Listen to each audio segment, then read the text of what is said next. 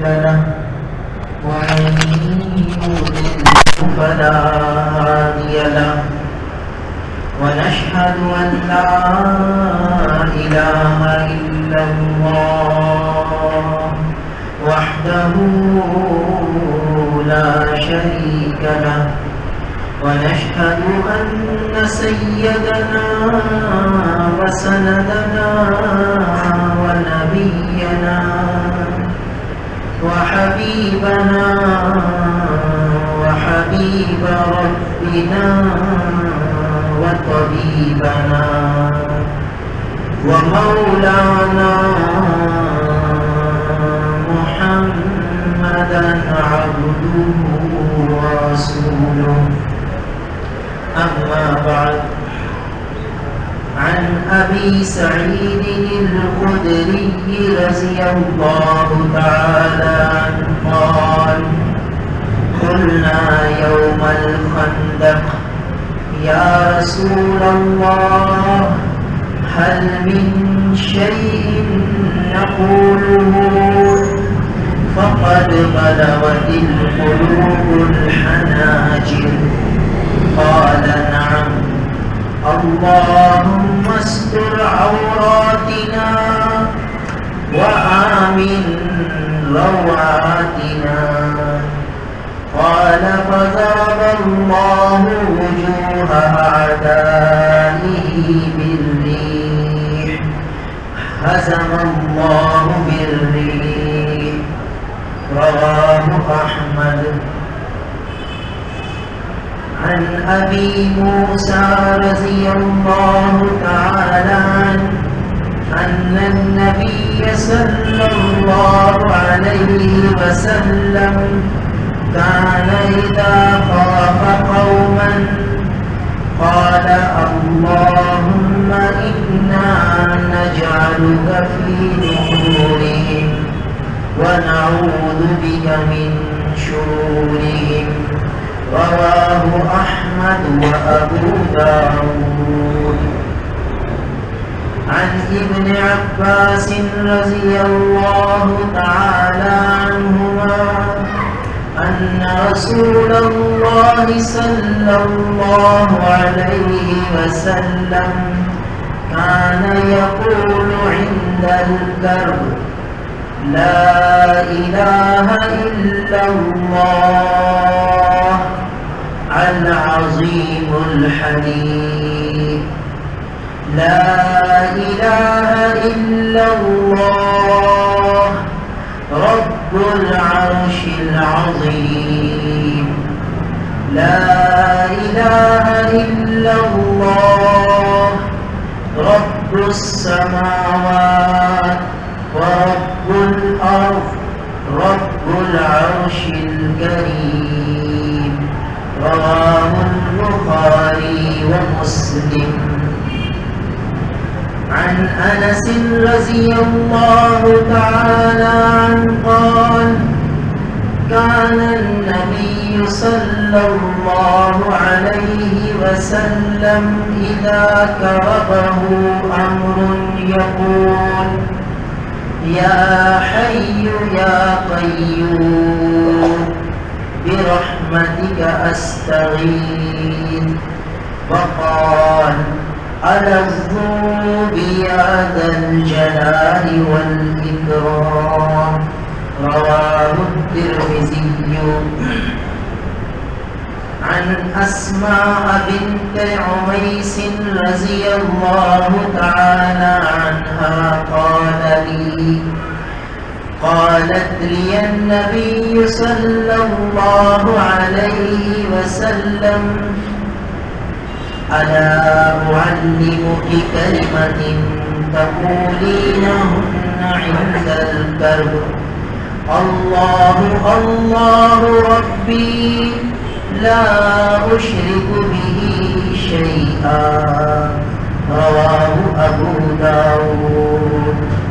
عن ابن مسعود رضي الله تعالى عنه قال قال رسول الله صلى الله عليه وسلم من كسر همه فليقل اللهم إني عبدك وابن عبدك وابن أمتك وفي قبضتك ناصيتي بيدك ماض في حكمك عدل في قضاؤك أسألك بكل اسم هو لك سميت به نفسك أو أنزلته في كتابك أو استأثرت به في مكنون الغيب عندك أن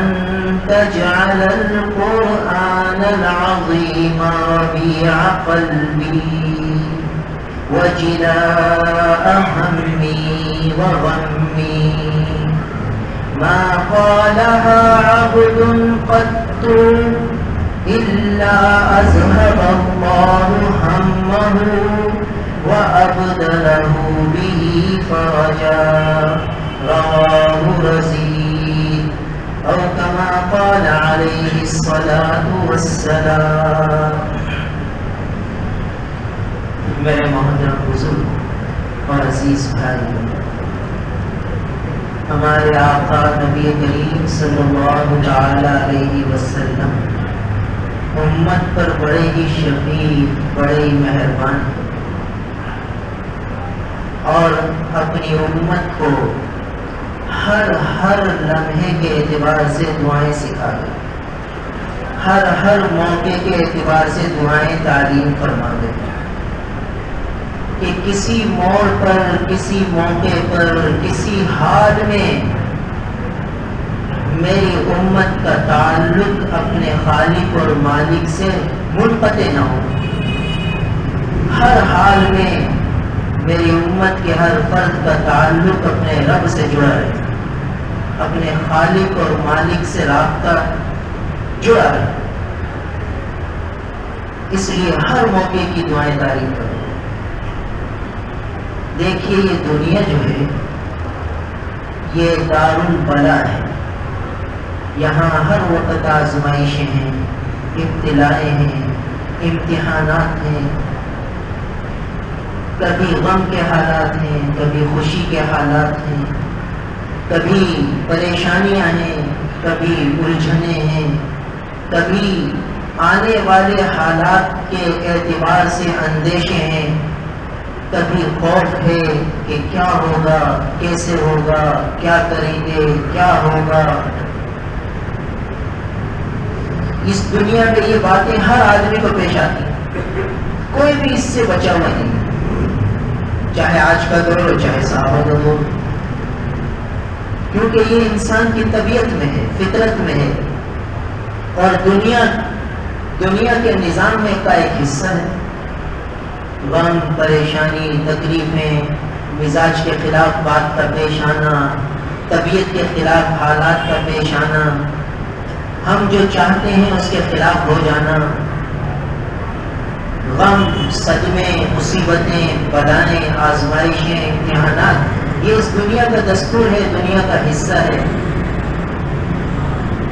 اور ہر انسان کو یہ حالات پیش آتے ہیں، کوئی بھی اس سے بچا ہوا نہیں، چاہے دنیا کا صدر ہو، وزیر اعظم ہو، بہت بڑا عہدیدار ہو، یا غریب آدمی ہو، جھونپڑی میں رہنے والا ہو، جنگل بیابان میں رہتا ہو، ہر ایک کے ساتھ یہ حالات ہیں. گویا فطرت کا تقاضا ہے. یہ اللہ نے دنیا بنائی ازداد کے ساتھ ہے، اور تعرف الاشیاء بازدادها، کہ چیز اپنی ضد سے پہچانی جاتی ہے. بھائی کسی نے کڑواہٹ کو چکھا نہ ہو تو اسے میٹھے کا پتہ تھوڑی چلے گا. میٹھے کا ذائقہ جب محسوس ہوگا جب وہ کڑوے کو چکھے. ایک آدمی ہمیشہ ہی میٹھا کھا رہا ہے، کبھی کڑوا چکھا ہی نہیں، تو اسے کیا پتا کہ میٹھا کیا ہوتا ہے، کڑوا کیا ہوتا ہے. جب میٹھے کی ضد کڑوے کو چکھے گا تو پتہ چلے گا ہاں یار وہ چیز میٹھی تھی، یہ کڑوی تھی. اب پتہ چلا کہ جو چیز میں اتنے عرصے سے استعمال کر رہا ہوں وہ مٹھائی تھی، وہ میٹھا تھا، اور یہ چیز کڑوی. اور جب کڑوے کو چکھے گا ہی نہیں تو اسے کیسے پتہ چلے گا کہ یہ میٹھی تھی. یعنی دن ہی دن ہو، رات نہ ہو، اندھیرا نہ ہو، روشنی روشنی ہو، تو اسے کیا پتا کہ بھئی اندھیرا میں روشنی کوئی چیز ہے؟ روشنی کی حیثیت جب معلوم ہوگی کہ وہ اندھیرے کو دیکھے، ورنہ روشنی روشنی ہو، روشنی روشنی ہو تو پھر اسے پتہ ہی نہیں چلے گا کہ یہ چیز روشنی ہے۔ ہاں اندھیرے کو دیکھ لے گا تو پھر سمجھ جائے گا کہ ہاں یہ روشنی ہے، وہ اندھیرا ہے۔ مالداری ہی مالداری دیکھ رہا ہے، غربت دیکھی نہیں تو اسے کیا پتا کہ مالداری کیا ہوتی ہے؟ غربت دیکھے گا تو پتہ چلے گا کہ مالداری کیا ہوتی ہے۔ ایک عجیب لطیفہ یاد آیا کہ ایک بہت بڑے اسکول میں جہاں ہزاروں روپے ماہانہ دیے جاتے ہیں، ایک چھوٹی بچی امتحان میں بیٹھی تو مضمون آیا کہ بھئی جو ہے اپنے گھر کی چیزوں کے متعلق مضمون لکھیے۔ تو اس بچی نے لکھا کہ یہ تھا کہ غریب آدمی کے اوپر کوئی مضمون لکھیے، غریب آدمی۔ اب وہ بچی مالدار گھرانے میں پیدا ہوئی، مالدار گھرانے میں پلی بڑھی اور گھوڑ سنبھالتے ہی ساری چیزیں مالداری کی دیکھی، باغ دیکھے، کھلیان دیکھے اور نوکر چاکر دیکھے، ملازم دیکھے، ہر وقت خدمت کے لیے آگے پیچھے لوگوں کو دیکھا، ڈرائیوروں کو دیکھا کہ ہر وقت اس کے آگے پیچھے گھوم، اور مضمون آ گیا کہ غریب آدمی پر مضمون لکھیے۔ تو اس بچی نے مضمون لکھا کہ ہمارے گھر کے قریب ایک غریب آدمی رہتا ہے اور وہ اتنا غریب ہے کہ اس کے باپ کا مالی بھی غریب ہے، اس کی کار کا ڈرائیور بھی غریب ہے، اس کے بنگلے کے چوکیدار بھی غریب ہے، اور اس کے باورچی خانے کی جو نظم سنبھالنے والے مزدور ہیں سب غریب ہیں۔ اب اس کے تصور میں یہی تھا کہ بھئی غریب آدمی کے پاس بھی یہ ساری چیزیں ہوں گی، تو کہنے لگی کہ اس کے تو ہر ملازم جو ہے اس غریب آدمی کا وہ غریب ہے۔ یہ مضمون اس نے لکھا کیونکہ اس نے کبھی غربت دیکھی نہیں تھی، تو وہ یہ سمجھی کہ بھئی ہر آدمی کے پاس یہ چیزیں ہوتی، تو غربت دیکھے گا تو مالداری کا پتہ چلے گا۔ تو رب الاشیاء بازدادها کہ چیز اپنی ضد سے پہچانی جاتی ہے۔ تو یہ نظام کا حصہ ہے دنیا کے کہ بعض چیزوں کے ساتھ ملی بھی ہوں گی تو پتہ چلے گا کہ وہ غم تھا، یہ خوشی ہے۔ خوشی ہو غم نہ ہو تو پتہ کیا چلے گا کہ یہ خوشی ہے، اور خوشی غم ہی غم ہو، خوشی نہ ہو تو وہ غم ہی غم ہے، تو اسے کیا پتا کہ غم کیا ہوتا ہے، خوشی کیا ہوتی ہے۔ غم کو دیکھے گا تو خوشی کا پتہ چلے گا، خوشی کو دیکھے گا تو غم کا پتہ چلے گا۔ تو اسی لیے یہ دنیا کا حصہ ہے، دنیا کا دستور ہے، یہ انسان کے ساتھ پیش آنے والے حالات ہیں، واقعات ہیں کہ کبھی اس پر خوشی کا حال آتا ہے، کبھی غم کا حال آتا ہے، کبھی پریشانی کا حال آتا ہے، کبھی راحت کا حال آتا ہے، یہ مختلف حال آتے رہتے ہیں۔ جب انسان پر یہ حالات آتے ہیں تب اسے کیا کرنا ہے، اس حال کا عمل کیا ہے، یہ اس کو کہتے ہیں بندگی، کہ بندے کا کام کیا ہے کہ وہ اس حال کے اعتبار سے جو امر آیا ہے، جو حکم ہے شریعت کا، اس پر عمل کرے، اور اس حال کے اعتبار سے جو ہمارے آقا نبی کریم صلی اللہ علیہ وسلم نے دعائیں تعلیم فرمائی ہیں بس اس کا اہتمام کرنا ہے۔ اطیعوا اللہ واطیعوا الرسول ما آتاکم الرسول فخذوہ وما نہاکم عنہ فانتہوا۔ تو جو اللہ کے رسول تمہیں دیں اسے لے لو، جو اللہ کے رسول کا طریقہ ہے اسے اختیار کر لو، جن سے اللہ کے رسول منع فرما دیں اس سے بچو، اور اللہ نے جو حکم دیا اس کی اطاعت کرو، اللہ کے رسول نے جو باتیں تعلیم فرمائی اس کو مانو، اس پر عمل کرو۔ یہ قرآن کا حکم ہے، قرآن کا فیصلہ ہے۔ لہذا ہمارے آقا نبی کریم صلی اللہ علیہ وسلم نے اس قسم کے حالات جو انسان کی طبیعت کے مطابق ہیں جب پیش آتے ہیں تو انسان کی رہنمائی فرمائی کہ بھئی اس موقع پر یہ دعا پڑھ لینا، اس موقع پر یہ دعا پڑھ لینا، اس موقع پر یہ دعا پڑھ لینا، بس تمہارا کام یہ۔ پھر اللہ کا ایک تکوینی نظام چلے گا اور پھر وقت مقررہ پر ان دعاؤں کے اثرات نظر آئیں. اور قرآن کی تعلیم ہے وَاسْتَعِينُوا بِالصَّبْرِ وَالصَّلَاةِ، اللہ سے مدد حاصل کرو صبر کے ذریعے اور صلاۃ کے ذریعے. صبر کو مقدم فرما دیا اور نماز کو مؤخر. صبر کو پہلے، عمل کو بعد میں. صبر دل کی کیفیت کا نام تھا، عمل اعضاء و جوارح کا تھا. عمل کا تعلق اعضاء و جوارح سے تھا، صبر کا تعلق دل سے تھا. تو فرمایا اللہ سے مدد حاصل کرو بالصبر، پہلے صبر فرمایا، والصلاۃ پھر عمل فرمایا. معلوم ہو کہ پہلے دل کو صحیح کرنا، دل میں صبر لانا ہے. ہم لوگ کیا کرتے ہیں، عمل پر عمل کیے جاتے ہیں اور دل صبر سے خالی. اسی لیے ہمیں پھر تاثیر نہیں ملتی. بھائی دوا کے اثرات جب آئیں گے، جب ڈاکٹر کی ہدایت کے مطابق استعمال.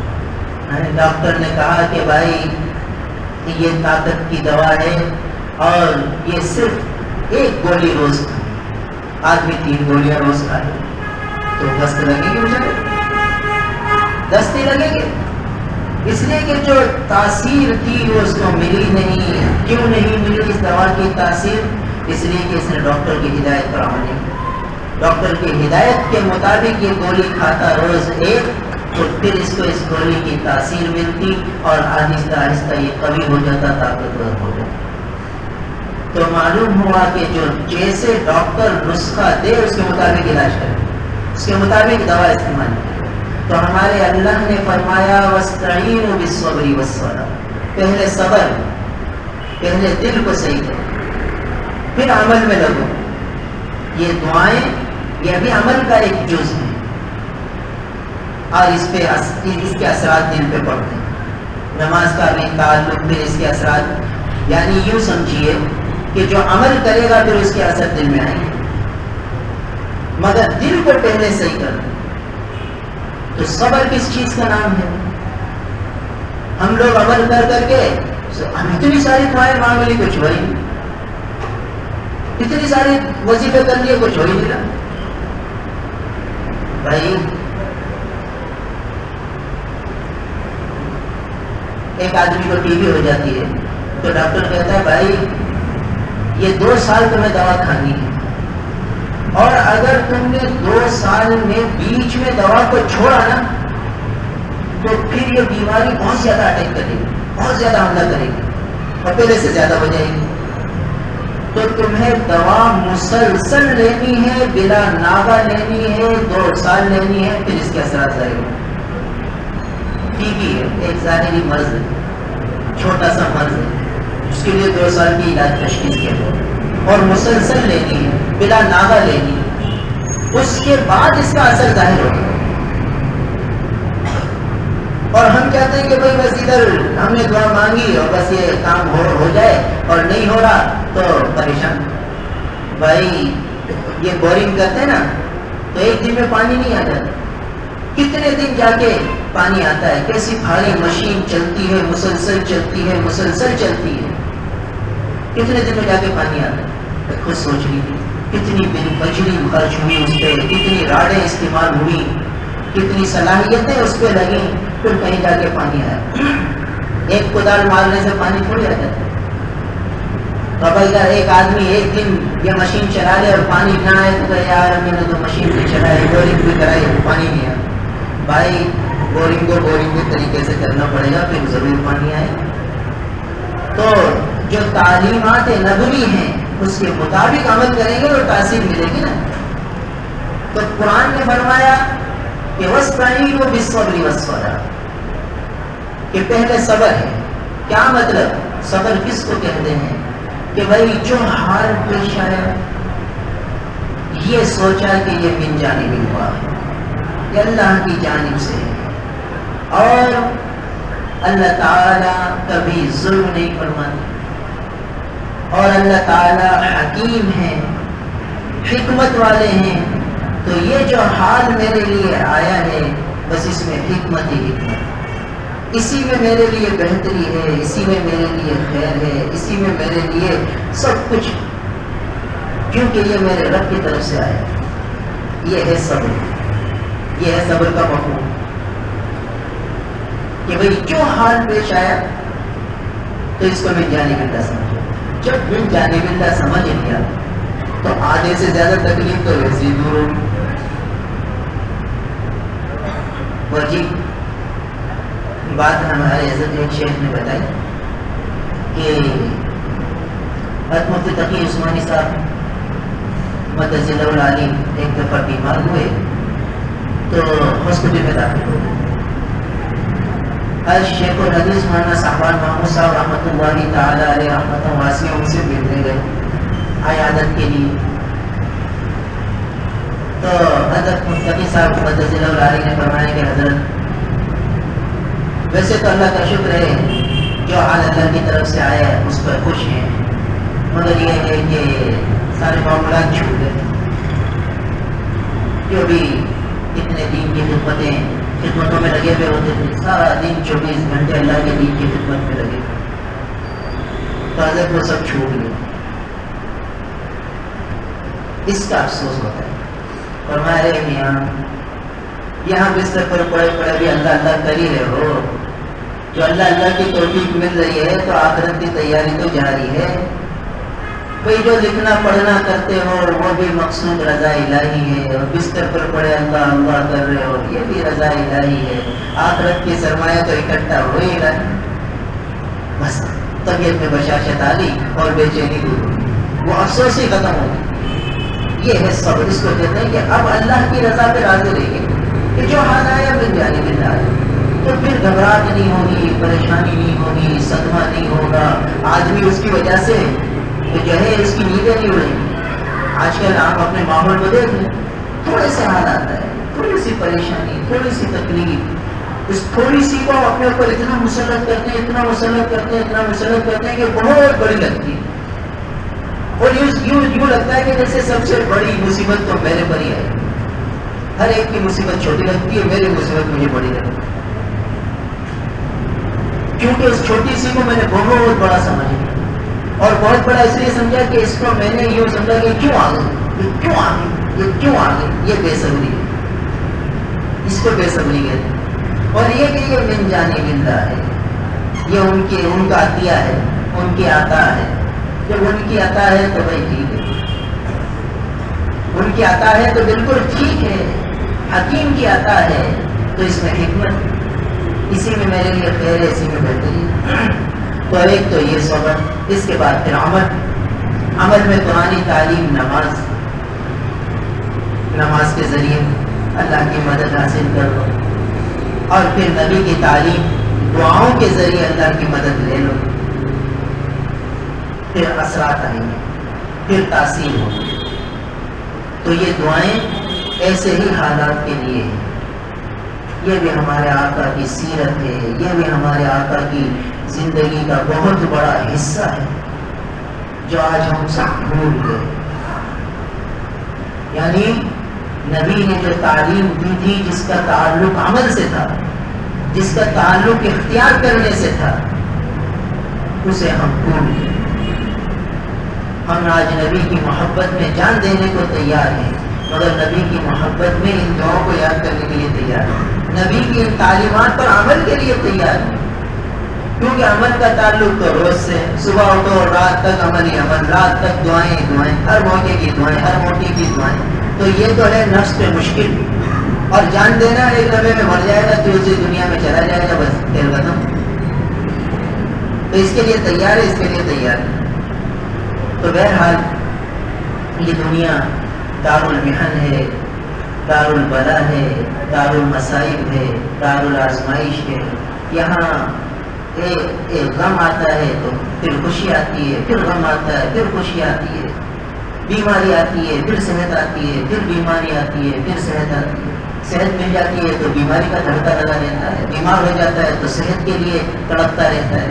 یعنی اسی طرح زندگی کا دیکھیے لمحات گزر، کبھی غم ہی غم مسلط ہیں، کبھی خوشی مل جاتی ہے، کبھی راحت ہی راحت ہونے لگتی ہے، کبھی اچانک آزمائش آ جاتی ہے۔ اسی طرح یہ زندگی کا دورانیہ چل رہا.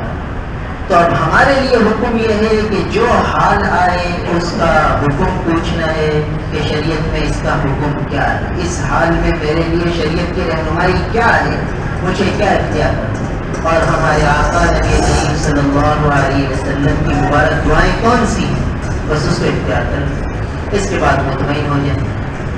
کچھ عرصے بعد پھر اس کی تاثیر ظاہر. دیکھو یہ بات پہلے بھی عرض کی تھی کہ یہ نہیں کہ مصیبت ختم ہو جائے گی, یعنی کسی اللہ والے کو تکلیف آتی نہیں. اللہ والوں کو تو بہت زیادہ تکلیف آتی ہیں, بہت زیادہ آزمائشیں آتی ہیں, بہت زیادہ بیماریاں آتی ہیں. تو یہ نہیں کہ یہ دعائیں پڑھ لیں گے تو کچھ بھی اپنے اب سب سے بچ گئے, بیماری قروب ہو گئے, پریشانی قروب ہو گئے. ایسا نہیں ہوگا. یہ سب چیزیں تو دنیا کا حصہ ہے, وہ آئیں گی, مگر کیا ہوگا, دل مطمئن ہوگا. دل میں کوئی پریشانی, کوئی الجھن, کوئی تکلیف نہیں ہوگی. یعنی آدمی مطمئن ہو جائے گا کہ یہ سب اللہ کی طرف سے, اس میں میرا اختیار ہی نہیں, بس میں نے ان سے عرض کر دی ہے. اللہ تعالیٰ جب مناسب چاہیں گے, جب مناسب سمجھیں گے, میرے لیے میری مرضی کا فیصلہ ہو جائے گا. اور جب تک میری مرضی کے مطابق نہیں ہوتا تو میں ان کی مرضی کا راضی رہوں, اور جب میری مرضی کے مطابق ہوگا وہ بھی انہی کی مرضی, تو بس میں تو انہی کی مرضی پہ چلوں. یہ ہے بندگی. تو ان دعاؤں میں ہر ایک میں یہی بندگی سکھائی گئی. نبی کی تعلیم بندگی, نبی کی دعاؤں میں بندگی کا اظہار, اللہ تعالیٰ کی حاکمیت کو ماننا اور اپنی بندگی, اپنی عاجزی, اپنے نہ ہونے کا اقرار کرنا اللہ کے ساتھ, بس یہ سکھایا جائے. تو آج اسی موضوع پر یہ دعائیں پڑھی گئی جو احادیث مبارکہ میں آئی. حضرت ابو سعید خدری رضی اللہ تعالیٰ عنہ سے روایت ہے, یہ فرماتے ہیں کہ خندق کے دن, غزوہ خندق عجیب غزوہ ہے, اس کے بارے میں قرآن پاک نے وہ منظر کھینچا ہے. غزوہ خندق کا منظر قرآن نے بیان کیا ہے. یہ غزوہ سورہ احزاب میں تراویح میں امام صاحب پڑھتے ہیں, کبھی کبھی ویسے نمازوں میں آ جاتی ہے, اور جو قرآن کی تلاوت کرتا ہے اس کو یہ آیتیں پڑھتا ہے کہ اذ جاءوکم من فوقکم ومن اسفل منکم واذ زاغت الابصار وبلغت القلوب الحناجر وتظنون بالله الظنونا وهنالك ابتلي المؤمنون وزلزلوا زلزالا شديدا وزلزلوا زلزالا شديدا. یہ غزوہ احزاب کا منظر ہے جو قرآن نے بیان کیا. پوری اس منظر کی تصویر کھینچی کہ کیا کیفیت تھی. یہ صحابہ پر حال آیا تھا.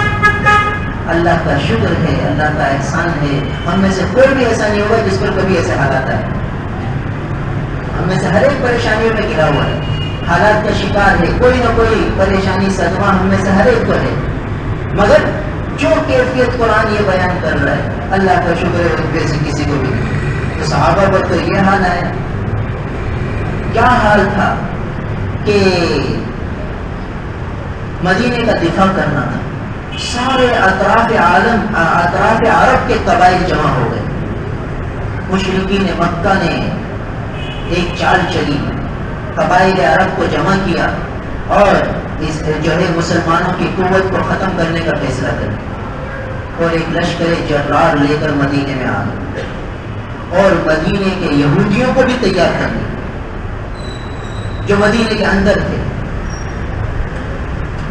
تو اندر والوں کی اللہ کے محبوب نے میثاق مدینہ فرمایا تھا, یہودیوں سے صلح فرمائی تھی, ان سے معاہدے فرمائے تھے کہ یہودی جو ہے اگر مسلمانوں پر کوئی حملہ کرے گا تو مسلمانوں کا ساتھ دیں گے, حملہ کرنے والوں کا ساتھ نہیں دیں گے. یہ معاہدہ تھا. اس کے باوجود ان یہود مدینہ نے معاہدے کی خلاف ورزی کی, اور مدینے کے اندر سے بھی دشمن اور مدینے کے باہر بھی دشمن, مسلمان بیچ میں. اب بتائیے کیسا حال ہوگا. ایک طرف بیوی بچوں کی طرف سے خدشات کے ان کا کیا بنے گا, اور یہ سب خندق کھود کر جو ہے دشمنوں کو روک رہے ہیں, اور بھوکے پیاسے پیٹوں پر پتھر بندھ رہے. اللہ کے محبوب کے شکل مبارک پر بھی پڑتا ہے. ہم میں سے کسی نے کبھی بات ہے ایسی بھوک کسی کو آئی؟ کیسا حال آیا تھا؟ یعنی ہم میں سے کتنے قرضوں میں جکڑے ہوئے اس وقت، کتنے کتنے قرضے ہیں لوگوں پر، مگر کبھی ایسا بھوک کا حال آیا کہ گھر میں کوئی آٹا کھانے کو ہی نہ ہو کچھ بھی؟ اللہ ماشاء اللہ کوئی وقت ہو، ورنہ تو ناممکن کہ بھوکے رہے ہوں، کوئی ایک دن کا فاقہ ہوا. ہاں یہ ہے کہ دوپہر کو نہیں کھایا تو رات کو کھا لیا، رات کو نہیں کھا لیا صبح کھا لیا، کھایا ضرور. اور یہ تو اتنے دن کے فاقے کہ کھڑا ہونا مشکل ہے اور پتھر پیٹ پہ ماندے، ایسی کیفیت، اور اس میں بھی جمے میں. تو بھوک کا عالم تو یہ، اور خوف کا عالم کیا کہ بھی بیوی بچوں کو کیا بنے گا. ہم تو یہاں دشمن کے خلاف کھڑے ہوئے، پیچھے سے یہود مدینہ نے خلاف ورزی کر دی ہے، وہ ہماری بیوی بچوں کو پریشان کر دیں گے تو کیا بنے گا بتائیے. ایک طرف سامنے دشمن کھڑا ہے، بھوک سے حال برا ہے، بیوی بچوں کی الگ فکر ہے، یہ سارے مناظر. فرماتے ہیں کہ اس جاءکم من فوقکم، تمہارے اوپر سے بھی تمہارے اوپر لشکر آ گیا، ومن اسفل منکم، نیچے سے بھی تمہارے پاس لشکر آ گیا. یعنی یہود مدینہ بھی تمہارے خلاف ہو گئے جو اندر کے لوگ تھے، اور باہر سے دشمنوں پر لشکر آ گیا، سارے اطراف عرب کے قبائل جمع ہو کر آتے.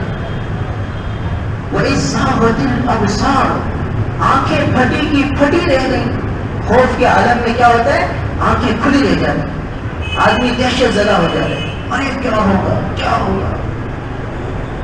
یہ کیفیت تھی صحابہ. قرآن بیان کر رہا ہے اور فرمایا وَبَلَغَتِ الْقُلُوبُ الْحَنَاجِرَ، اور دل اچھل اچھل کر گلے کو آ رہا تھا. یعنی دل کانپتا ہے جب گھبراہٹ بھائی فائرنگ ہو جاتی ہے تو دل کیسا دھڑکتا ہے.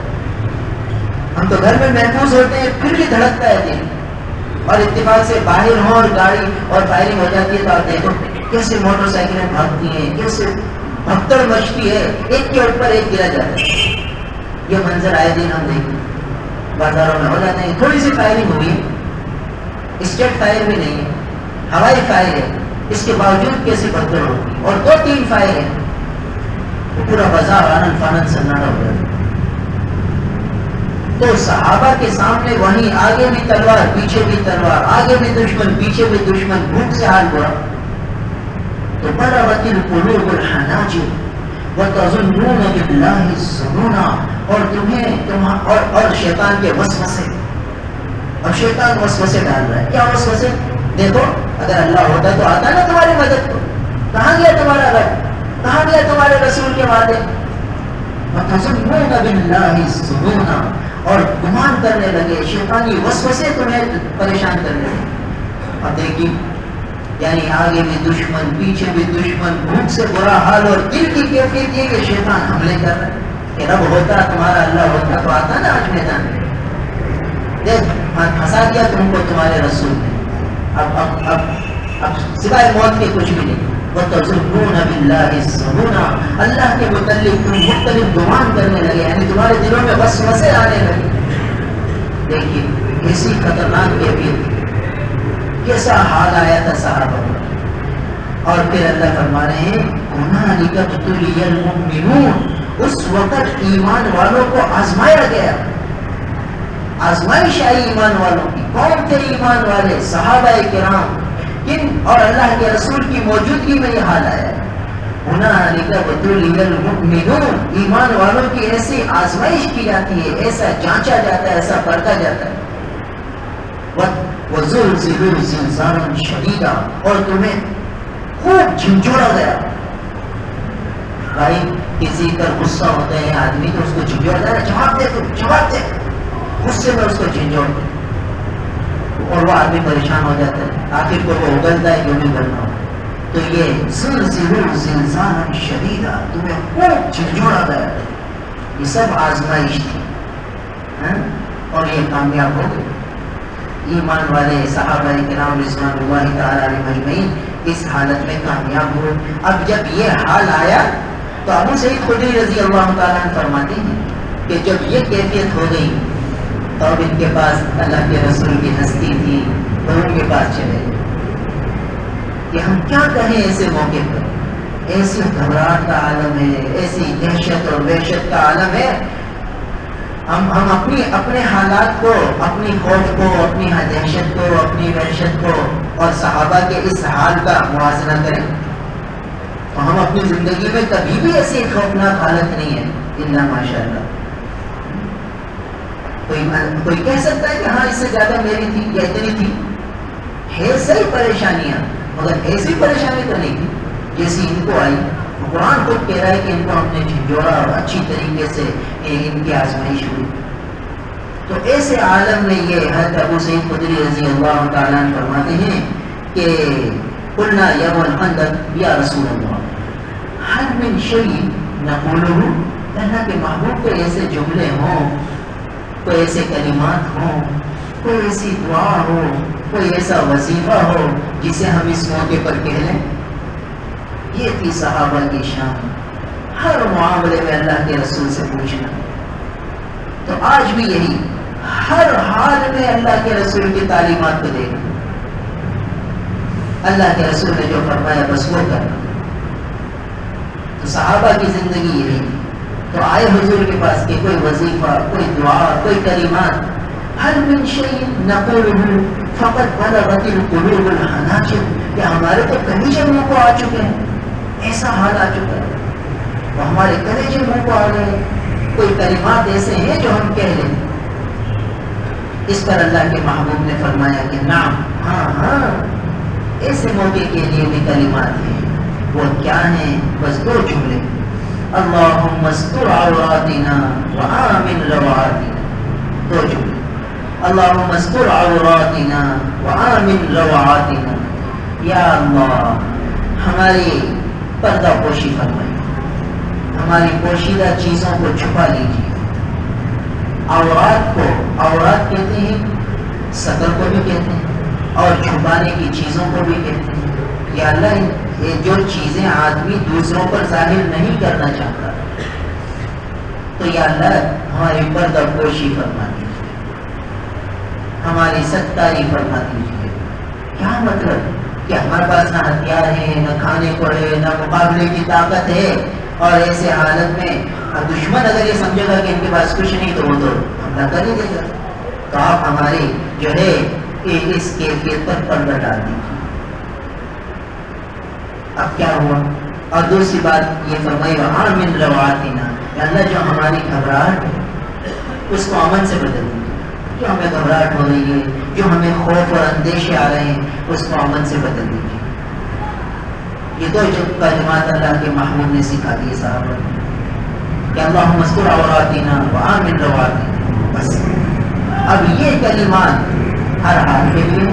بھائی ایک آدمی قرضوں میں جکڑ گیا, قرض دار قرض کا اسے سکھاتے رہتے, اور وہ اپنی سفید پوشی کی وجہ سے اپنا سارا حال اس کو ظاہر بھی نہیں کرنا چاہتا. تو اب یہ دعائیں پڑھے تو اللہ تعالیٰ غیب سے انتظام کرے اور تدبیریں بھی اختیار کرے. آج ہمارے یہاں کیا ہے, وظیفوں پر تو زور ہے, دعاؤں پر تو زور ہے, مگر جو تدبیریں ہیں اس کو اختیار نہیں کرتے. بھائی قرضہ ادا کرنا ہے تو اس کی کوئی تدبیر تو سوچو. قرض خواہ کے پاس جا کے اپنی حالات بتا کر اس سے مشورہ لو, میں کیا کروں, آپ مجھے بتائیں. اور ادائیگی کی کوئی صورت شکل ہے اور ظاہر میں نقصان نظر آ رہا ہے کہ بھائی میں یہ چیز بیچ لوں گا تو مجھے نقصان ہوگا.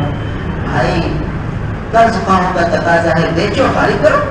اور ہم یہ چاہتے ہیں یہ چیز بھی میری رہے, وہ چیز بھی رہے, اور وہ چیز بھی رہے, اور بس قرضہ غیبی خزانوں سے آ کے ادا ہو جائے, میرے پہ کوئی چوٹ ہی نہ پڑے. ایسے تھوڑی ہوگا, تدبیر بھی اختیار کرنی پڑے گی. بھائی آپریشن ڈاکٹر نے کہہ دیا, آدمی کو چیر پھاڑ نہ ہو اور پتے کی پتھری ایسے ہی نکل جائے. بھائی تدبیر تو اختیار کرنی پڑے گی. ڈاکٹر کا یعنی کوئی چیر پھاڑ نہ ہوگی, ورنہ تکلیف برداشت کرتے رہو. تو اب وہ دعاؤں کے ذریعے کوئی اتفاقی ہو جائے تو ٹھیک ہے معاملہ, ورنہ جو تدبیر ہے وہ اختیار کرنی. تو یہاں فرمایا کہ آمن روعاتنا, یا اللہ جو ہماری گھبراہٹ ہے اس کو امن سے بدل دیجیے. تو اب کیا ہے کہ جو خوف، جو اندیشہ، جو پریشانیاں ذہن پر حاوی ہیں، بس اس کا تصور کر کے یہ دعا مانگے، اللہم استر عوراتنا وآمن رواتنا۔ اب کتنی تعداد میں پڑھے؟ اللہ کے رسول صلی اللہ علیہ وسلم نے ایسی جنگ کے حالات میں بھی کوئی تعداد نہیں بتائی کہ بھائی اتنی دفعہ پڑھو، اتنی دفعہ پڑھو، اتنی دفعہ پڑھو۔ تو جب یہ حالت میں کہ دل میں یہ کیفیت حاوی ہونے لگے، فوراً 2-4 دفعہ اس دعا کو پڑھ لیں، اس کے تصور کو ذہن میں لے آئے۔ ہم چاہتے نہیں کوئی عادت مل جائے اور دھمادم وہ تصویر پوری کر دیں، بس یہ دھمادم تصویر پوری ہو گئی، کوئی 300 دفعہ پڑھنا ہے، 100 دفعہ پڑھنا ہے، 500 دفعہ پڑھنا ہے، یا 1000 دفعہ پڑھنا ہے، بس دھمادم کہ وہ پوری ہو جائے، عادت پورا ہو جائے، جان چھوٹی کہ بھائی الحمدللہ ہم نے وظیفہ پورا کیا اور تقدیر میں لکھے ہوا فائدہ ہو گیا، تو ہم نے کہا یار الحمدللہ وظیفے سے فائدہ ہو گیا۔ بھائی وظیفہ صحیح طریقے سے تو ادا کیا نہیں جیسے کرنا چاہیے، جیسے اس کا حق ہے، تو کوئی تعداد اس میں نہیں آئی۔ تو معلوم ہوا کہ بھائی جب یہ گھبراہٹ طاری ہو، آدمی تھوڑی چند دفعہ پڑھ لے، چند مرتبہ پڑھ لے اور پھر صبر کرے۔ وہ صبر والا نسخہ تو ضرور ہر ایک دعا کے ساتھ رہے گا، اور یہ سمجھ لے کہ بھائی نہیں اب دعا مانگ لی ہے، اب اللہ تعالیٰ کا تکوینی نظام چلے گا اور کام بنے گا۔ جب بھی اللہ کی حکمت ہوگی کام بن جائے گا، کیونکہ میرے ذمہ جو کام تھا میں نے کر لیا۔ تو یہاں فرمایا کہ اللہم استر عوراتنا وآمن رواتنا۔ صحابی حضرت ابو سعید خدری رضی اللہ تعالیٰ فرماتے ہیں کہ ہم نے یہ دعائیہ کلمات جب شروع کیے تو ضرب اللہ وجوہ اعدائی بالریح، کہ اللہ تعالیٰ نے دشمنوں کے چہروں پر ہوا کا طوفان بھیجا اور ہوا کے ذریعے پورے لشکر کو شکست دی۔ یہ ہوا، پھر یہ اللہ کا تکوینی نظام چلا، پھر یہ دعاؤں کی تاثیر ظاہر ہوئی چند دنوں میں۔ تو یہ ہے ان دعاؤں کی تاثیر۔ تو جو حالات آ جائیں، کیسے خوف کا عالم تھا، اس میں یہ دعائیں پڑھی اور اللہ تعالیٰ نے کام بنا دیا۔ سارے لشکر کو، جو سارے اطراف قبائل عرب کے لوگ جمع ہوئے تھے، پھر اللہ کے رسول صلی اللہ علیہ وسلم نے فرمایا اس کا مفہوم ہے کہ اب یہ عرب کی قوت کا متحد نہیں ہو سکتی اسلام کے خلاف، ان کی قوت ٹوٹ چکی، اور پھر جھوٹ در جھوٹ اور قبائل عرب مسلمان ہونے لگے، اسلام میں آنے لگے۔ اس کے بعد کفر کی طاقت ٹوٹ گئی۔ تو یہ اس وقت اللہ کے محبوب نے دعا تعریف فرمائی۔ اگلی دعا ہے ابو موسیٰ اشعری رضی اللہ تعالیٰ عنہ سے ہے، وہ فرماتے ہیں کہ نبی کریم صلی اللہ علیہ وسلم نے فرمایا کہ کان اذا خاف قوما، یہ اللہ کے محبوب کا خود اپنا عمل بیان فرمایا کہ جب اللہ کے رسول صلی اللہ علیہ وسلم کو کسی قوم کی طرف سے حملے کا ڈر ہوتا کہ بھئی یہ ہمیں نقصان پہنچائیں گے، اذا خاف قوما کان اذا خاف قوما، اللہ کے محبوب کو جب کسی قوم سے، کسی قبیلے سے کوئی ڈر خوف ہوتا تو اللہ کے محبوب یہ دعا پڑھتے، اللہم انا نجعلک فی نحورہم ونعوذ بک من شرورہم۔ کتنی آسان دعا ہے، اللہم انا نجعلک فی نحورہم ونعوذ بک من شرورہم۔ جب کسی قوم سے ڈر ہو، یہ بھی وہی بات کہ کوئی اندیشے، کوئی پریشانی، کوئی خوف، گھبراہٹ کا عالم کہ یہ ہو جائے گا، وہ ہو جائے گا، تو اس حال پر یہ دعا پڑھے۔ کیا ہے اس کا مفہوم؟ اللہم انا نجعلک فی نحورہم، یا اللہ ہم آپ کو ان دشمنوں کے خلاف کھڑا کر دیں، ہمارے دشمنوں کے خلاف ہم آپ کو کھڑا کر دیں، آپ ان سے مقابلہ کریں، ہم ان سے مقابلے کی طاقت نہیں رکھیں۔ اللہم انا نجعلک، یا اللہ ہم بناتے ہیں آپ کو فی نحورہم، ان دشمنوں کے مقابلے میں، کہ آپ ہماری مدد کو آ جائیے اور آپ ان سے مقابلہ فرما لیجیے۔ وَنَعُوذُ بِكَ، اے اللہ ہم پناہ چاہتے ہیں من شرورہم، ان کے شر سے، یہ جو ہمیں نقصان پہنچانا چاہتے ہیں، ہمارے خلاف یہ جو تدابیر اختیار کرنا چاہتے ہیں، جو مکر و فریب کرنا چاہتے ہیں، جو ان کے شرور ہیں، یا اللہ ان سے بچا لیجیے۔ یہ اب مسند احمد اور ابو داؤد شریف کی روایت ہے۔ اب دیکھیے آج کل ہمارے معاشرے میں کیا ہے کہ بھئی فلاں نے جادو کرا دیا، فلاں نے اثرات کرا دیے، فلاں نے یہ کرا دیے، فلاں نے وہ کرا دیا۔ کتنے لوگ ان چیزوں میں مبتلا ہیں۔ تو اگر صبر آ جائے کہ یہ سب من جانب اللہ، اور یہ دعا ہے کہ جن کی طرف ان کو شک شبہ جا رہا ہے وہ تو بلا دلیل کسی پہ شک کرنا جائز نہیں.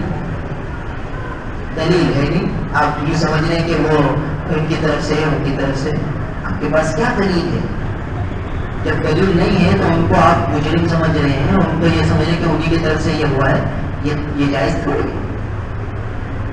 پھر بھی چونکہ وسوسہ آ رہا ہے, یقین تو نہیں کرتے آپ, مگر وسوسہ آ رہا ہے کہ شاید وہ ہمارا دشمن ہے, ہر موقع پر دشمنی کرتا ہے, لہٰذا یہ اسی کی طرف سے ہوگا, تو ٹھیک ہے یہ دعا پڑھ لو اس تصور سے, تو اللہ تعالیٰ پھر اس کے شر سے بچا لے گا. اللہم انا نجعلک فی نحورہم ونعوذ بک من شرورہم. اس کے لیے بھی اس دعا میں بھی اللہ کے معبود کی طرف سے کوئی تعداد نہیں ہے, بس وہ بزرگوں نے لوگوں کے دل جمائی کے لیے بتا دیے کہ اتنی تعداد میں پڑھ لو, اتنی تعداد میں پڑھ لو, اتنی تعداد میں پڑھ لو. یہ بزرگوں کے وظائف ہیں کہ وہ مقدار بیان کر کے آدمی کو ذرا تسلی ہو جائے. مگر وہی بات کہ چونکہ ہم نے وہ عدد کو مقصود سمجھ لیا کہ عدد جلدی سے پورا ہو جائے, تو عدد مقصود نہیں تھا. عدد تو ان بزرگوں نے اس لیے طے کر دیا تھا کہ آدمی جو ہے چلو اس کو یکسوئی ہو جائے اور وہ خوب دھیان سے ان دعاؤں کو توجہ سے پڑھ لے. تو پہلے زمانے میں لوگ عدد کے ساتھ توجہ اور دھیان بھی رکھتے تھے, اور اب ہم لوگوں نے توجہ دھیان صرف عدد کی طرف رکھ لی, دعا کے مفہوم کی طرف سے ہٹا دی, جلدی جلدی وظیفہ پورا کر لیتے. تو اس سے پھر وہ پورے اثرات نہیں, پوری تاثیر نہیں. تو بہرحال اس دعا کو بھی وہی کہ جب ان کا خوف دل میں آنے لگے, جب کوئی بات ذہن میں ان کی طرف سے آ جائے, فوراً یہ دعا پڑھ لے چند مرتبہ بغیر تعداد کے مقرر کیے ہوئے, اور پھر مطمئن ہو جائے کہ ٹھیک ہے میں نے تو نبی کی تعریف پر عمل کر لیا, اب انشاءاللہ میرے لیے خیر, اپنے دل کو تسلی دے دیں. اگلی روایت حضرت عبداللہ ابن عباس رضی اللہ عنہ سے کہ رسول اللہ صلی اللہ علیہ وسلم کان یقول عند الکرب, جب کوئی تکلیف ہوتی, کرب کہتے ہیں دل پریشان, دل کو کسی حال قرار نہ آئے. کبھی کبھی آدمی کو ایسے حالات طاری ہو جاتے, بے چینی اور عجیب دل میں پریشانی, صدمہ, غم, کسی کیفیت, اس کو کرب کہتے ہیں. تو یہ ایک انسانی بشری تقاضا ہے کہ کبھی کبھی آدمی پر یہ غم کسی کیفیت طاری ہو جائے, اور کسی پل چینی نیند بھی نہیں آتی, وہ دن اٹھتا ہے تو دل پریشان, سوتا ہے تو دل پریشان, کرب ہی کرب. تو اللہ کے محبوب کی جب یہ کیفیت ہوتی تو اللہ کے محبوب یہ دعا کرتے, نبی کی تعلیم, نبی کی سنت, نبی کا طریقہ سامنے آ رہا ہے. اور حضرت عبداللہ ابن عباس رضی اللہ عنہ یہ گھر کے آدمی ہیں, حضور کے چچا زاد بھائی ہیں, اور ام المؤمنین حضرت میمونہ رضی اللہ تعالیٰ عنہ ان کی خالہ ہے. تو گویا حضور ان کے خالو ہوئے, تو حضور کے چچا زاد بھائی بھی ہیں اور حضور ان کے خالو بھی ہیں. تو بے تکلف آنا جانا بھی تھا اپنی خالہ جان کے گھر. تو یہ فرماتے ہیں کہ رسول اللہ صلی اللہ علیہ وسلم کرب کے وقت, دل کے مغموم اور پریشان ہونے کے وقت, جب پریشانی لاحق ہوتی تو یہ کلمات ارشاد ہے. اس میں 3 جملے, تینوں میں کلمہ توحید ہے, تینوں میں اللہ کی طرف توجہ دلائی جائے کہ دل کا رخ اللہ کی طرف جڑ جائے, تو یہ غم, یہ صدمے, یہ سب ختم ہو جائے کہ یہ دل اللہ سے جڑ گیا. دیکھیے 3 کلمے کیسے پیارے ہیں. لا الہ الا اللہ العظیم الحلیم, یہ ایک کلمہ. لا الہ الا اللہ رب العرش العظیم, یہ دوسرا کلمہ. لا الہ الا اللہ رب السماوات ورب الارض رب العرش الکریم, یہ تیسرا کلمہ. 3 کلمے, تینوں میں کلمہ توحید اور اللہ کی صفات, ان کا تذکرہ. تو اللہ کا کلمے میں ایک عجیب تاثیر, اللہ کی صفات میں تاثیر, ان سب کا دل پہ اثر پڑتا ہے. یہ مسلم شریف اور بخاری شریف کی حدیث ہے. بتائیے یہ کیفیت ہم میں سے اکثر کو ہر وقت یہ تقریباً تاری رہتی ہے. حالات کو دیکھ کر, ماحول کو دیکھ کر دل پریشان سے پریشانی رہتی ہے. تو لا الہ الا اللہ, کوئی معبود نہیں ہے سوائے اللہ کے. کون اللہ, اس کی صفات کیا ہیں؟ العظیم الحلیم, جو عصمتوں والا ہے, جو بڑا بردبار ہے، بردبار، حلیم ہے، بردبار ہے، برداشت کرنے والا ہے۔ جب اللہ تعالیٰ حلیم اور برداشت کرنے والے ہیں تو ہم تو اس کی مخلوق ہیں، ہمیں تو جو حال آئے اور زیادہ برداشت کرنا چاہیے، یہ جائے کہ بے صبری کرے۔ جب اللہ حلیم ہے، اب حلیم کی صفت کو جب تذکرہ کرے گا تو صفت حلم کے اثرات انسان میں آئیں گے، بردباری آئے گی، غصے پر کنٹرول ہوگا، غصے کو قابو کرے گا، یہ سب حلم ہے۔ اور جو غصے میں آئے وہ کر لے، یہ غصے کے مقتضا پر عمل کر لینا ہے، جس سے آدمی پریشان ہوتا ہے اور مخلوق کی نگاہ میں بھی گرتا ہے۔ تو الحلیم اللہ کی صفت، بھائی اللہ تعالیٰ ہماری نافرمانی کو دیکھ کر کتنا حلم فرماتا ہے، فوراً غضب نازل فرما دے اللہ بچائے تو ہم میں سے کوئی زندہ نہ بچے۔ ہم اللہ کے حلم سے زندہ ہیں کہ وہ حلیم ہے، تو اللہ کے محبوب کرب کے وقت اللہ کی صفت حلیم کا تذکرہ کرو۔ لا الہ الا اللہ العظیم الحلیم، جو عظیم ہے اور حلیم، یعنی عظیم ہونے کے باوجود حلیم ہے، اتنا عظمت والا، سب کچھ کر سکتا ہے پھر بھی برداشت کرتا ہے۔ تو بھائی ہمیں بھی برداشت کرنا، ہم کچھ بھی نہیں کر سکتے تو ہمیں تو بدل جاؤ نا برداشت کرنا۔ العظیم الحلیم۔ دوسرا کلمہ لا الہ الا اللہ، کوئی معبود نہیں ہے سوائے اللہ کے۔ کون اللہ؟ اس کی صفات کیا ہیں؟ رب العرش العظیم، جو عرش عظیم کا رب ہے، عرش جو ساری کائنات سے بڑا، اس عظیم اور عرش کا رب ہے، پالنے والا۔ جب عرش عظیم کو پالنے والا ہے تو اس کے مقابلے میں دنیا تو بہت چھوٹی، اور اس دنیا میں میری حیثیت تو کچھ بھی نہیں، تو میرا تو اس رب سے تعلق ہے، تو پھر مجھے کیوں پریشانی ہے؟ الرب العرش العظیم، جو رب ہے عرش عظیم کا۔ پھر تیسرے کلمے میں اور اللہ کی صفات کا تذکرہ، لا الہ الا اللہ، کوئی معبود نہیں سوائے اللہ کے۔ کون اللہ؟ رب السماوات ورب الارض ورب العرش الکریم، جو آسمانوں کا رب، جو زمینوں کا رب، جو کریم عرش کا رب، عرش کریم کا رب، یعنی جو آسمانوں کو پالنے والا، زمینوں پہ رہنے والوں کو پالنے والا، اور عرش کریم کا رب، اس کو جب میں مانتا ہوں، اس کی طرف میں متوجہ ہو گیا، اور مجھے کیوں پریشانی ہے؟ جب آدمی یہ کلمات کہتا رہے گا تو اس کی تاثیر دل میں آئے گی اور کرب ہٹ جائے گا، پھر یہ دنیا ہی کیا ہو جائے گی؟ یہ دنیا، اس میں آدمی کو جو حال آئے گا اس میں مزہ آئے گا کہ یہ من جانب اللہ ہے، یہ محبوب کی طرف سے ہے اور میرے لیے بہتر ہے، تو اس کو ہر حال اللہ کی طرف سے آیا ہوا محسوس ہوگا اور پھر کوئی تکلیف نہیں، وہ حال اس کو پریشان نہیں کرے گا۔ تو یہ تین کلمے ہیں جو بہت تاثیر والے ہیں اور آدمی کو اللہ کا قرب دلانے والے ہیں۔ اللہ کے محبوب کرب کی حالت میں یہ کلمات کہہ کر قرب الہی حاصل فرما لیتے ہیں۔ تو یہ اللہ کے محبوب کا بہت بڑا ہدیہ ہے جو اس امت کو دے رہے ہیں۔ اب ہم اس کی قدر کریں اور اس کا معمول بنائیں، اس کا اہتمام کریں۔ اللہ تعالیٰ ہم سب کو الحمدللہ رب العالمین والعاقبۃ للمتقین والصلاة والسلام علی رسولہ محمد وآلہ وأصحابہ اجمعین۔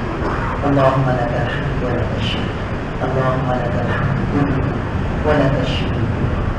الحمد لله الذي بنعمته تتم الصالحات، الحمد لله الذي بنعمته تتم الصالحات۔ نستغفر الله ونتوب إليه، نستغفر الله ونتوب إليه، نستغفر الله ونتوب إليه، لا إله إلا أنت سبحانك إني كنت من الظالمين، لا إله إلا أنت سبحانك إني كنت من الظالمين، لا إله إلا أنت سبحانك إني كنت من الظالمين۔ ربنا ظلمنا أنفسنا وإن لم تغفر لنا وترحمنا لنكونن من الخاسرين، ربنا ظلمنا أنفسنا وإن لم تغفر لنا وترحمنا لنكونن من الخاسرين۔ یا اللہ، ہم سب گناہوں میں ڈوبے ہوئے، صغیرہ کبیرہ گناہوں کے انبار ہمارے اعمال نامے میں لکھے ہوئے ہیں۔ آپ کی بارگاہ میں ہاتھ پھیلا کر آپ سے التجا کر یا اللہ ہمارے سارے گناہوں کو معاف فرما دیجیے، سارے صغیرہ سارے کبیرہ گناہوں پر معافی کا قلم پھیر دیجیے، یا اللہ سارے گناہوں کو ہمارے اعمال سے مٹا دیجیے۔ ہم آپ کے بندے ہیں، آپ ہمارے رب ہیں، آپ حلیم ہیں، ہمیں گناہوں میں دیکھ کر بھی آپ برداشت کرنا، یا اللہ آپ کو آپ کی صفت حلیمی کا واسطہ دے، اب ہمیں معاف کرنا دیجیے، ہمارے سارے گناہوں کو اپنے فضل و کرم سے معاف کرنا دیجیے، حقوق اللہ بھی معاف فرما دیجیے اور حقوق العباد بھی معاف فرما دیجیے، ہمارے اہل حقوق کو اپنے خزانہ غیب سے نواز دیجیے، یا اللہ جو بقایا زندگی ہے آپ کی پوری پوری اطاعت نصیب فرما دیجیے، یا اللہ آپ کے ہر حق کو ادا کرنے والا بنا دیجیے، یا اللہ اپنے بندوں کے سارے حقوق ادا کرنے والا بنا دیجیے، آپ ہی توفیق عمل دے دیجیے، یا اللہ توفیق عمل آپ ہی نصیب فرما دیجیے، یا اللہ صحابہ کرام رضوان اللہ تعالی علیہم اجمعین کو بھی عمل کی توفیق آپ نے دی، یا اللہ ہم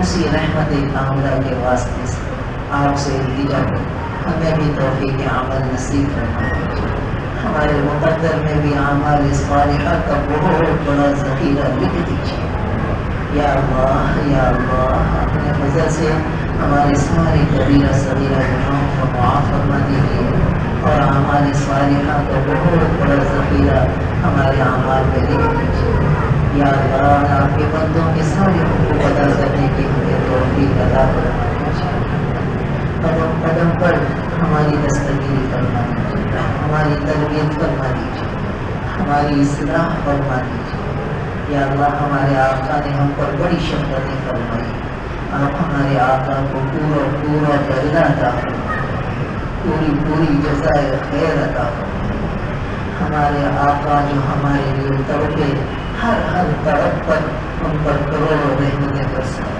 ہمارے آقا نے ہمارے لیے آنسو بہائے، ایک ایک آنسو کے قطرے کے بدلے ہم پر کروڑ رحمتیں نازل فرمائیں، ہمارے آقا نے ہمیں یہ دعائیں تعلیم فرمائی، ہر دعا کے ہر حرف کے بدلے ہمارے آقا پر کروڑوں رحمتیں نازل فرمائیں، ہماری طرف سے پوری جزائے خیر دے دیجیے، جزا اللہ عنا سیدنا محمد صلی اللہ علیہ وسلم ما هو اہلہ، جزا اللہ عنا سیدنا محمد صلی اللہ علیہ وسلم ما هو اہلہ، جزا اللہ عنا سیدنا محمد صلی اللہ علیہ وسلم ما هو اہلہ، یا اللہ اپنے محبوب کی تعلیمات پر پورا عمل نصیب فرما دیجیے، حضور کی ہر سنت ہماری زندگی میں زندہ فرما دیجیے، جن سنتوں کو ہم چھوڑ چکے ہیں یا اللہ سے زندہ کروا دیجیے، ہمیں توفیق دے دیجیے، ہمیں محروم نہ فرمائے، یا اللہ محروم نہ فرمائے، یا اللہ اپنے فضل سے نواز دیجیے، اپنے کرم سے نواز دیجیے، یا اللہ جو ہماری پریشانیاں ہیں سب دور فرما دیجیے، جو مشکلات ہیں وہ آسان فرما دیجیے، جو بیماریاں ہیں انہیں شفا سے بدل دیجیے، عافیت کاملہ عطا فرمائے، عافیت دائمہ عطا فرمائے، عافیت مستمرہ عطا فرمائے، اللہم انا نسألک العافیہ ونسألک دوام العافیہ ونسألک تمام العافیہ ونسألک الشکر علی العافیہ، اللہم انا نسألک الہدى والتقى والعفاف والغنى، اللہم انا نسألک العفو والعافیہ فی الدنیا والآخرہ، اللهم إنا نسألك العفو والعافية في ديني ودنياي وأهلي ومالي، اللهم استر عورتي وآمن روعتي،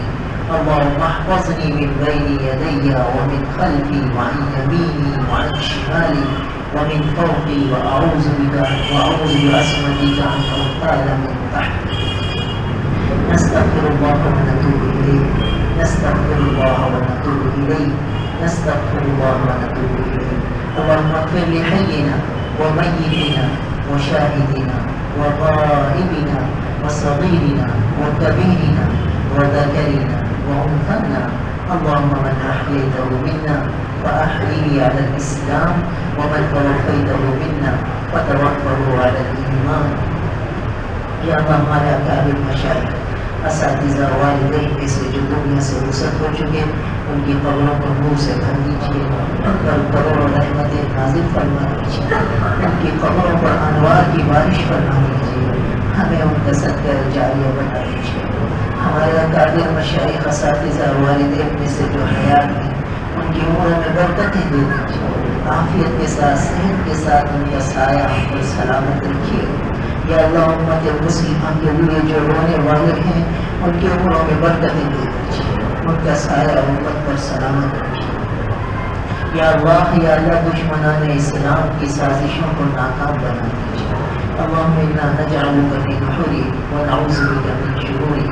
اللہم انا نجعلک فی نحوری ونعوذ بک من شروری. یا اللہ ہمارے ملک میں امن قائم فرما دیجیے، نیک لوگوں کو، اچھے لوگوں کو، ملک اور قوم کے ہمدرد اور خیر خواہ لوگوں کو آگے لے آئیے، بے لوث لوگوں کو آگے لے آئیے. یا اللہ مفاد پرست خود غرض اپنا فائدہ چاہنے والوں کو پیچھے کر دیجیے، آپ ہی ان سے نمٹ لیجیے، آپ ہی ان سے انتقام لے لیجیے. اے اللہ ہمارے ملک میں اپنی رحمتیں برکتیں یا اللہ نازل فرما دیجیے، بجلی گیس پانی کی فراوانی عطا فرمائیے، اپنی نعمتوں کی خوب خوب برکتیں اور فراوانی عطا فرمائیے. ہم سب کو رزق حلال بہت زیادہ بلا مشقت عطا فرمائیے، برکتوں والی حلال روزی عطا فرمائیے. جو قرض دار ہیں ان کے قرض غیب سے ادا کر دیجیے، جو بیمار ہیں انہیں شفا دے دیجیے، جو جس پریشانی میں ہے الجھن میں ہے یا اللہ عافیت دے دیجیے، سلامتی دے دیجیے. جن گھروں میں نفرتیں ہیں ان میں محبتیں اور پیار اور جوڑ کی شکلیں قائم فرما دیجیے. یا اللہ جن میاں بیوی میں یا اللہ توڑ ہے انہیں جوڑ کی شکلیں پیدا فرما دیجیے، ان میں آپس میں الفت محبت قائم فرما دیجیے. جن گھروں میں نفرتیں ہیں وہاں محبتیں لے آئیے، جہاں محبتیں ہیں وہاں مزید دوام عطا فرمائیے. ہر قسم کی نظر بس سے بچائے، حاسدین کے حسد سے بچائے، شریروں کے شر سے بچائے. اے اللہ اپنا تعلق نصیب فرما دیجیے، اپنا دھیان نصیب فرما دیجیے، اپنی ذات عالی سے ذاتی تعلق نصیب فرما دیجیے، عبادات کی حلاوت اور لذت نصیب فرما دیجیے. ہم اپنی نالائکیوں سے ذکر کی لذت سے محروم ہو گئے، نمازوں کی لذت سے محروم ہو گئے، تلاوت کی حلاوت سے محروم ہو گئے.